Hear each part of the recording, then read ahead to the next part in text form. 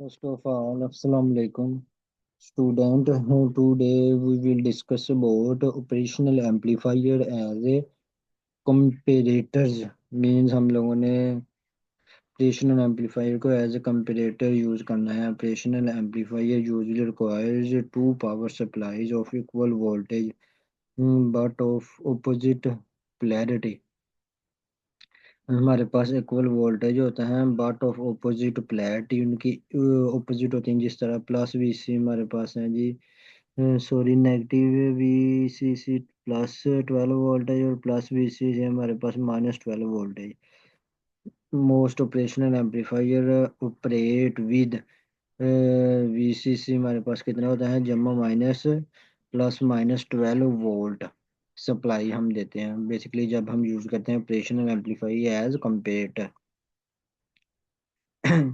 And open loop जैसे कि open loop gain of operational amplifier is very high. के operational amplifier का open loop gain कितना होता है 10 की पावर 5.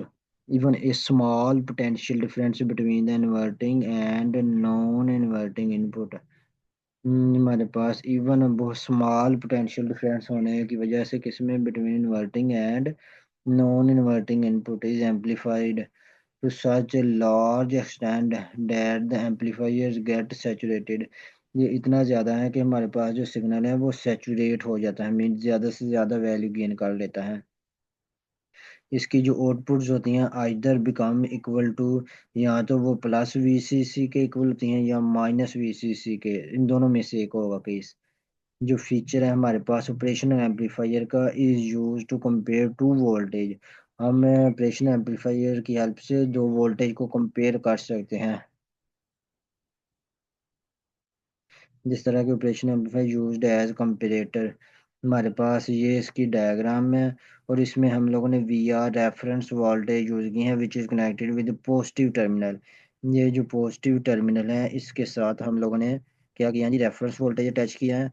इसी तरह जो वी है वो वोल्टेज हैं जो कनेक्ट किए हैं जिसको हम लोगों ने कंपेयर करना है with reference voltage. Reference voltage means इस वोल्टेज के साथ हम लोगों ने इस वोल्टेज को कंपेयर करना है वी वोल्टेज को, जिसको हम लोगों ने कनेक्ट किया है नेगेटिव टर्मिनल ऑफ. हमने इसके साथ ऑपरेशन एम्पलीफायर के नेगेटिव टर्मिनल के साथ इस वोल्टेज को अटैच किए हैं. इसको हम लोगों ने कंपेयर करना है किसके साथ रेफरेंस वोल्टेज जिसको पोस्ट नॉन इन्वर्टिंग टर्मिनल के साथ अटैच किया है. अगर तो हमारे पास वी नेगेटिव हमारे पास अगर ग्रेटर देन होगा वी प्लस प्लस से, तो क्या होगा हमारे पास वी नेगेटिव किसके इक्वल है हमारे पास वी के. वी नेगेटिव क्योंकि नेगेटिव टर्मिनल हमारे पास यहाँ इन्वर्टिंग टर्मिनल ऑपरेशन एम्पलीफायर उसका वोल्टेज कितना वी है तो वी नेगेटिव की जगह क्या आ गया वी आ गया. कैसे ये पॉइंट समझने वाला बेटा. ये जो हमारे पास वी नेगेटिव है अगर फर्ज किया हम लोगों ने वी नेगेटिव ये वाला वोल्टेज इससे ज़्यादा है तो ये वी नेगेटिव है. वी नेगेटिव को हम लोगों ने वी के साथ भी शो कर सकते हैं क्योंकि इसके ऊपर हम लोगों ने वोल्टेज वी अप्लाई किया है तो इसको वी का नाम दे दिया. तो ये हमें यहाँ पे वी आ गया जो ग्रेटर देन है. वी प्लस क्या है हमारे पास ये वाला नो इन्वर्टिंग टर्मिनल वो है हमारे पास रेफरेंस वोल्टेज अप्लाई किया है इसके ऊपर तो उसकी जगह वी आर आ गया. तो जब वी ग्रेटर देन होगा वी आर से तो आउटपुट हमारे पास क्या होगा नेगेटिव वी सी से. क्या होगा जी नेगेटिव वी सी से. तो हमारे पास आउटपुट वोल्टेज क्या होगा नेगेटिव इसी से. इसी तरह जब हमारे पास वी नेगेटिव अगर फर्ज किया जी ये वाला वी नेगेटिव लेस देन है वी पॉजिटिव से इस वोल्टेज से तो वी नेगेटिव वी है हमारे पास वी पॉजिटिव वी रेफरेंस है.